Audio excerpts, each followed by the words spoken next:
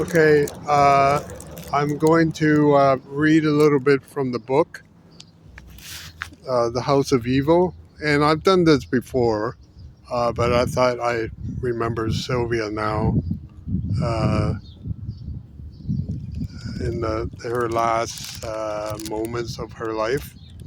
So I'm going to read from page 78.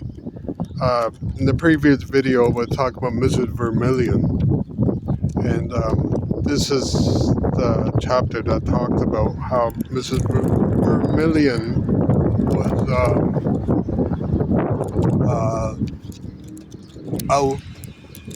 uh, the night before Sylvia died and heard noises in the basement coming from Gertrude's house. So I'm standing right in the area where all of this happened. So probably Mrs. Vermillion walked around this right around here, and she came out. I'm standing where Gertrude's house would have been, and uh, so Mrs. Vermillion would have heard what was going on at this time. So I'm gonna read page 78. Uh, a half hour past midnight, a car with two occupants pulled to the curb of the half-lit, somewhat quieted New York street when the mother died. When the motor died, the woman and her husband heard a scraping sound coming from the direction of the Benishevsky's house. A strange time to shovel coal.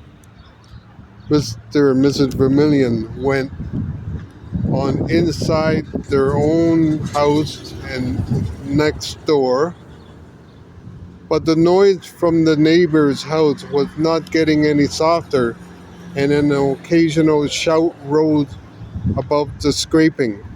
Mrs. Vermillion's combination of annoyance and curiosity guided her outdoors. She saw a light in a Benichevsky's basement,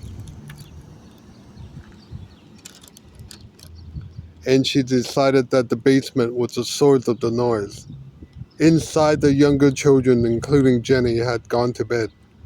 The noise continued. Well, I just may have to call the police to stop that, the neighbor woman mused. But it stopped at 3 a.m. What happened in the basement that night was known only to Gertrude and to Sylvia. One of them never told, and the other never had a chance to.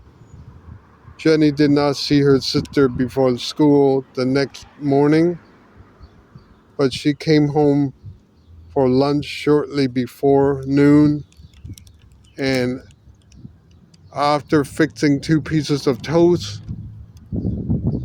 descended the basement steps. Sylvia was half sitting, half lying on the floor. She refused the toast. Jenny could not make out the words Sylvia was trying to say. Before Jenny returned home from the afternoon school session, Mrs. Wright and had Sylvia propped up in the kitchen trying to feed her some milk and donuts. She had thrown Sylvia to the floor in frustration, but had propped her back up in the chair and had handed her donuts and glass of milk. Sylvia mumbled something unintelligible and threw the glass of milk to the floor spastically. Shirley, who had been home all day with a cold, watched, not knowing what to say. Gertrude gave Sylvia another glass of milk. Sylvia attempted to raise it to her mouth, but again lost control of her arm. she was taken back down to the basement. She was lying on the floor of the basement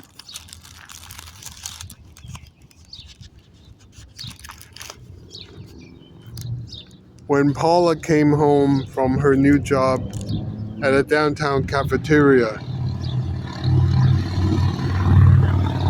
Sylvia just lay there moaning, mumbling.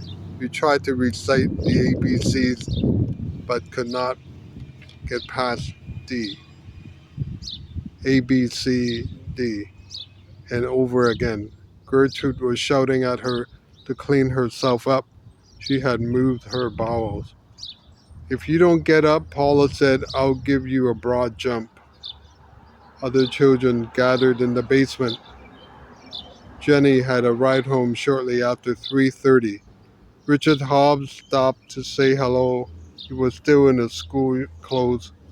Sylvia managed to look around and point at Hobbs and Mrs. Wright. You're Ricky, she drawled, and you're Gertie. Shut up, Gertrude snapped. You know who I am. All my teeth feel loose, Sylvia said. She had a rotten pear in her hand and was having trouble biting into it. Don't you remember, Sylvia? Jenny asked. Your front tooth was knocked out when you were 7. Sylvia collapsed on the floor near the steps.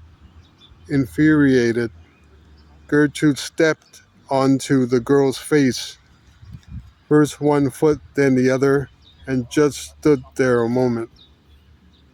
Jenny had hoped to earn some money that afternoon. Shortly she left the house with a rake. She was never to see her sister and companion alive again.